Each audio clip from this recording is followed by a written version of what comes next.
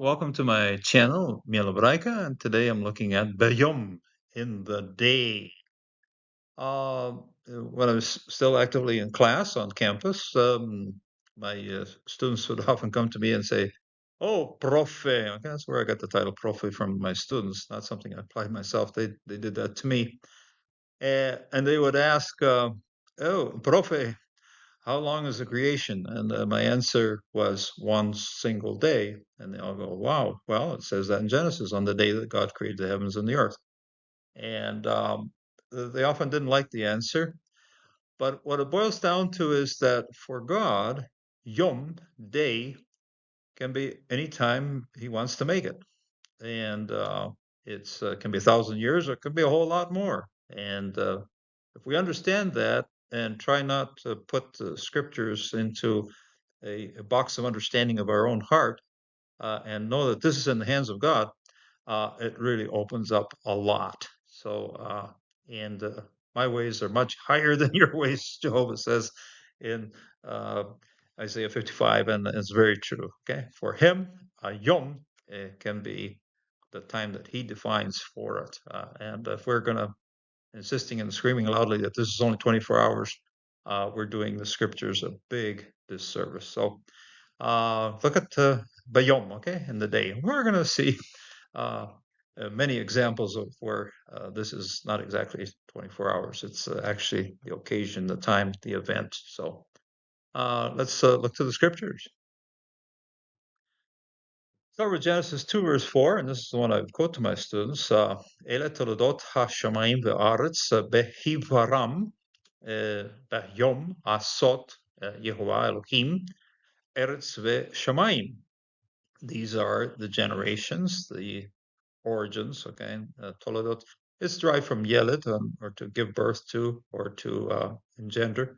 So Toledot, these are the generations, Hashemayim, of the heavens and of the earth. Behivara, causative of Hifil here, and he caused to them to be created. Okay, Be in when, Hivaram, that he created them. Bayom, in the day.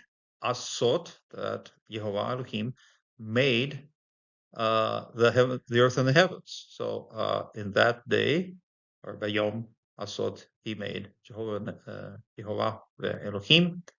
Eretz ve'shamayim. In that day that Jehovah God made the earth and the heavens. We see an inversion here of Hashemayim ve'aretz. So we start with the grandeur of God, looking to the heavens. That's when he created all that. And then you look to us, okay?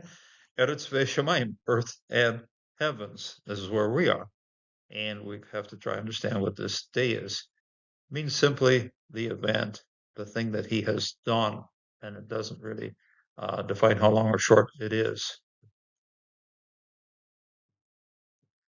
Genesis 2, verse 17, and again, looking at the day, Bayom, here, Bayom, as happening as an event or something that takes place at a certain moment. So, U'me'etz hadat tov ve'ra lo tochal mimenu ki bayom achalcha mimenu mot tamut.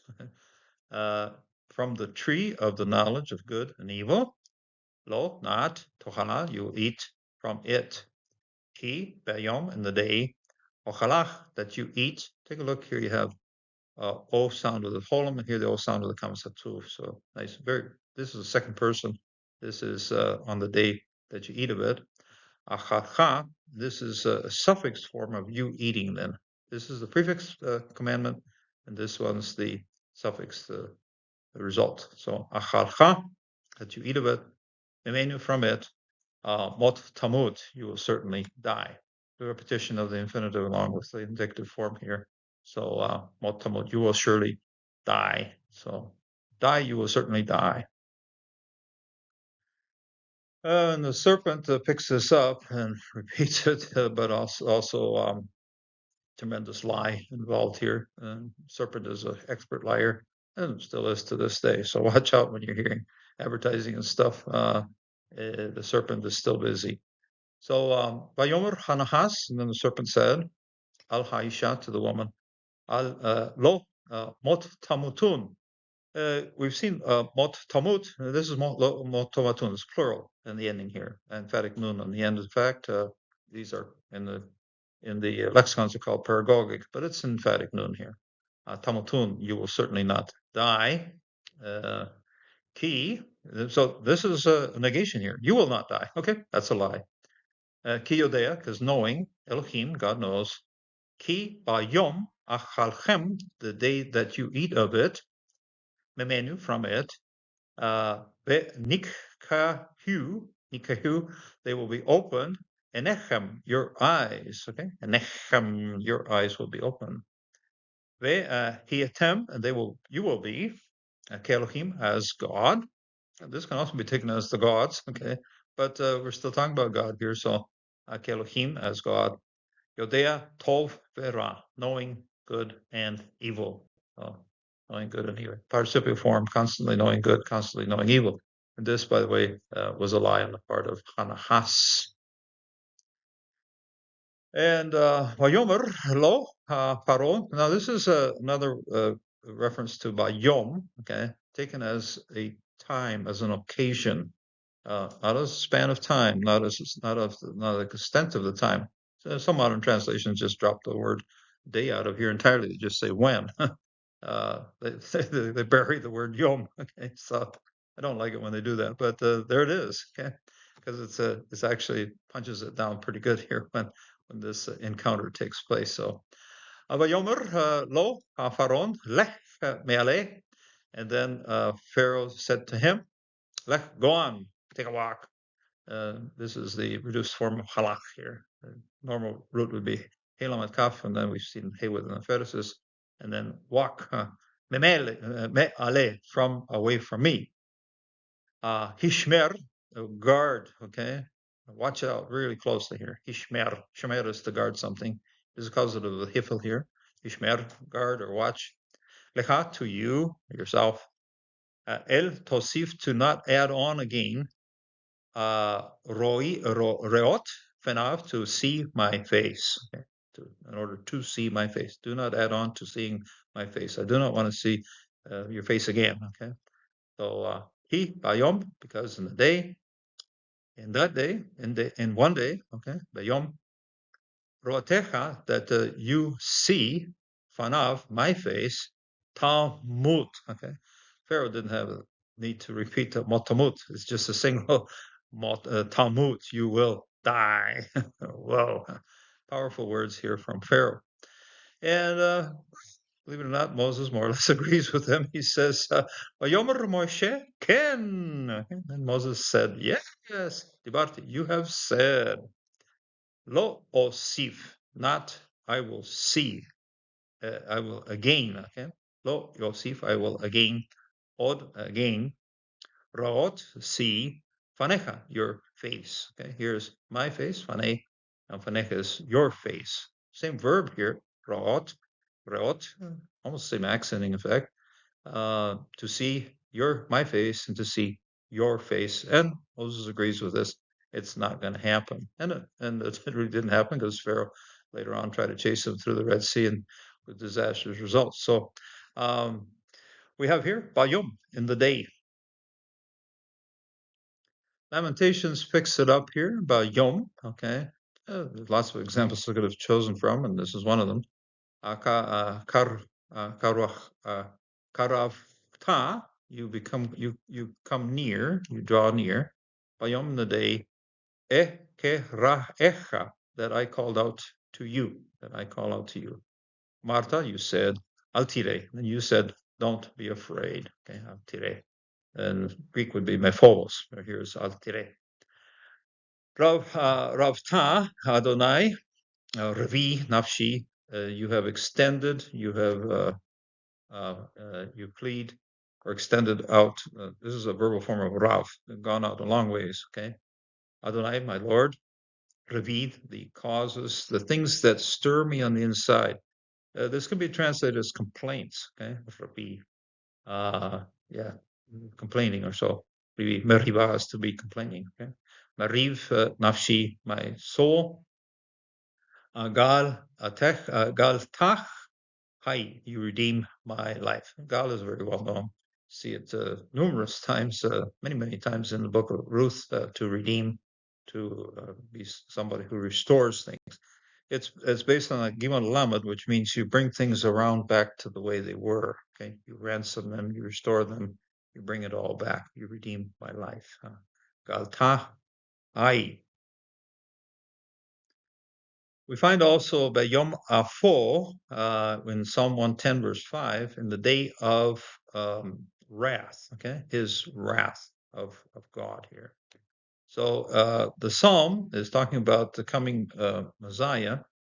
Psalm 110 is very much a prophecy of coming of Messiah based on the way he talks about Melchizedek. It's quoted a lot in the book of Hebrews. But here we have Adonai al Yemanecha. Jehovah is on your right hand. Okay, for those who are good, Jehovah is standing right beside you. And then what? Mahatz Bayom Eho Malachim. He will crush, he will mahatz, he will mash them. Okay, mahatz Bayom, in the day of his wrath, of his anger, of his nose that is turning very hot. Afo.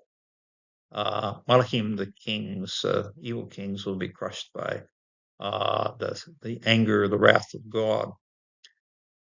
Paul picks this up in Romans 2, verse 5, and talking about the day of wrath here, stirring up wrath in the day of wrath. And this is driving then this concept from Psalm 110 here in the Old Testament. But according to your hardness, unrepentant heart, speaking to the evil ones here, you're treasuring up for yourself wrath in the day of wrath, revelation, and of the righteous judgment of God. Okay, God will judge. Who, then this God, will pay back to everyone according to their works. So here we have the day of wrath, the Yom Hafo, the day of wrath, and Paul quotes that here in Romans 2, verse 5. Same passage includes a reference to paying back everyone according to their works. So we see this in Psalm 62, verse 12. Lecha Adonai Chesed, because to you, O Lord, there is loving kindness, faithful love, Chesed, a positive form of Chesed here, Hased. Ki ata teshalem, because you will repay, you will bring back to peace or repay, restore it. You will repay laish, to each person, laish, each person, ke me'asehu, according to works of them. Okay, to works of them. Based on you take asa, which is to do something, make something.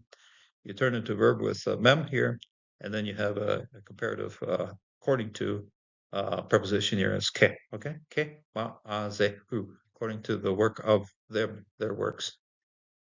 Faithful love belongs to you, O Lord. Lecha Adonai Chesed, for you repay each according to their works. Ki ata teshalem leish me'asehu. In Romans, Paul here quotes the other psalm of the day of wrath, and here repaying everyone according to their works. But you, according to your hardness and unrepentant heart, you're treasuring up for yourself wrath in the day of wrath, Yom Hafo.